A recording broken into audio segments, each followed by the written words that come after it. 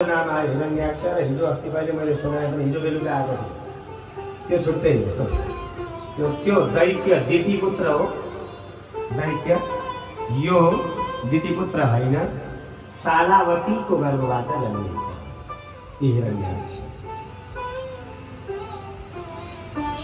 उहाँकी दोस्री अर्की पत्नी, अब त्यति बेला पत्नीहरू धेरै, अन्य पत्नीबाट जसको नाम रेणु भनेर भनिएको छ, उहाँका सन्तान रेणुमान, साङ्कृति, गाल, मदगल, मधुचन्द्र।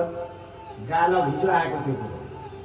रेणुको प्रसङ्ग हिजै होइन, मैले हरिश्चन्द्रको कथा सुनाउँदा डोरी दामलाले बाँधेर लिएर जाँदै गरेको बालकलाई बचाइएको थियो, गालव नाम रह्यो भनेको थियो।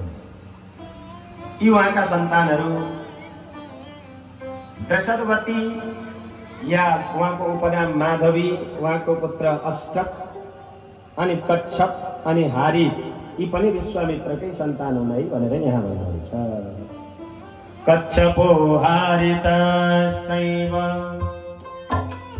विश्वामित्रस्य वै सुता, तेषां ख्यातानि गोत्राणि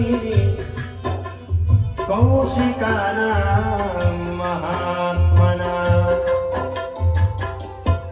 उहाँका जति पनि सन्तति अगाडि बढेर गए कौशिक गोत्रीय हुन गए भनेर यहाँ यसरी विश्वामित्रको दिव्य चरित्र श्रवण गराउनु भयो। अब समयले आजको दिवाकालीन सत्रलाई अन्त्यतिर लिएर गएको छ। हामी चन्द्रवंशमा प्रवेश गरिसकेका छौँ। भोलि मध्याह्नको समयमा यही चन्द्रवंशको माध्यमद्वारा गएर भगवान श्री कृष्णको प्राकट्य महोत्सव हामी मनाउनेछौँ।